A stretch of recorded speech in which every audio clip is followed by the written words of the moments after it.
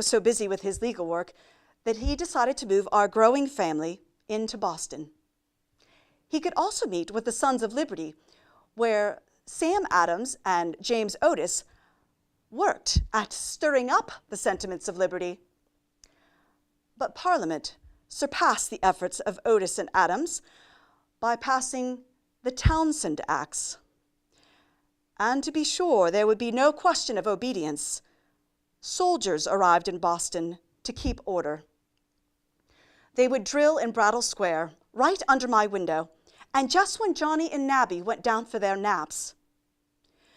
The Massachusetts Assembly circulated a letter to her sister colonies protesting the Townshend Acts. And when they would not rescind the letter, our governor dissolved the entire general court. You know the outrage this provoked. Do you recall the words John Dickinson of Pennsylvania wrote in response? "Come, join hand in hand, brave Americans all, and rouse your bold hearts at fair liberty's call.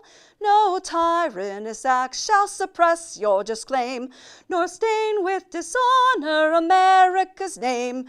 And freedom we're born, and in freedom we'll live. Our purses are ready, steady, friends, steady.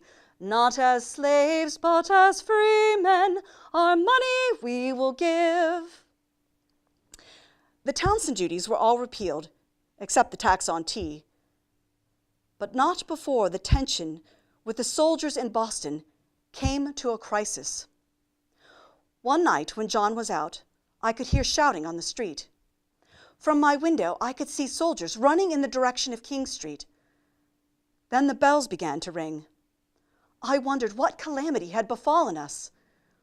John came home completely out of breath and told me that 5 colonists were dead from British bullets. The very next day, John was begged to defend the soldiers. What this would do to John's career, I could not say.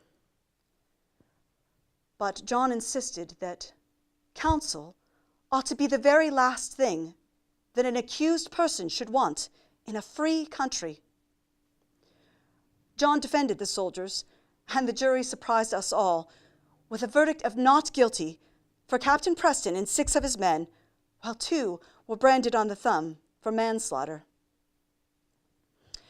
And certainly you recall 1773, when the tea, that baneful weed, arrived in the harbor. Parliament must have her tax on tea, no matter what else happens. The Tea Act didn't create a new tax, but allowed the British East India Company to sell direct to the colonies, so that even with the tax, they could sell British tea for less than the smuggled Dutch tea we had been buying to avoid the tax. Great opposition was made to the landing of it.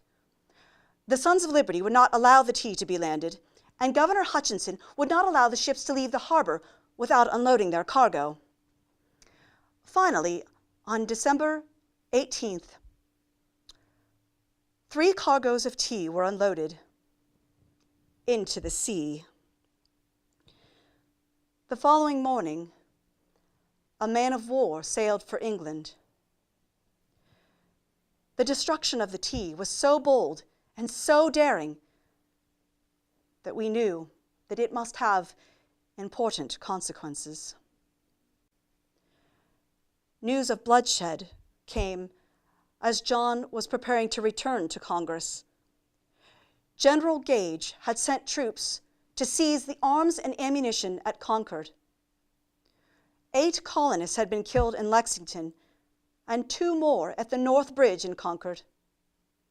As the soldiers began their return march, Minutemen from all over the countryside began to arrive and fire on the redcoats all the way back to Boston. The regulars took refuge in Boston, and the militiamen surrounded the city. John rode out to witness the carnage for himself and returned greatly troubled. It was such a scene that he could scarcely describe it. John left for Philadelphia 5 days later. In those days of distress, I felt the absence of my friend. Our only comfort lay in the justice of our cause and in the mercy of Providence. I cannot say I was under any apprehension of them here. I had determined to stay as long as possible. I was much distressed for our poor Boston friends. Many were caught inside the city, and those allowed to leave could take very little with them. On July 18th, I went with the multitude into King Street to hear the proclamation for independence read and proclaimed. When Colonel Crafts read the proclamation from the balcony of the State House, great attention was given to every word. As soon as he ended, the cry from the balcony was, "God save our American states," and then 3 cheers which rent the air. The cannon fired, the bells rang, and every face appeared joyful. And while the prospect of the future happiness and glory of my country gives me pleasure, I am not a little gratified when I reflect that a person so nearly connected with me has had the honor of being a principal actor and laying the foundation for its future greatness. In the spring of 1781, the fate of the Southern states was balancing between Greene and Cornwallis. General Greene had been successful in preventing North Carolina from falling to the British, and Cornwallis moved his army to Virginia. General Washington marched south and found Cornwallis at Yorktown on the Chesapeake Bay. French ships appeared in the bay, and Cornwallis was trapped. Would Britain persist in her mad projects of domination while she was crumbling to atoms? As ardently as I longed for the return of my dearest friend, I could not feel the least inclination to peace but upon the assurance of independence.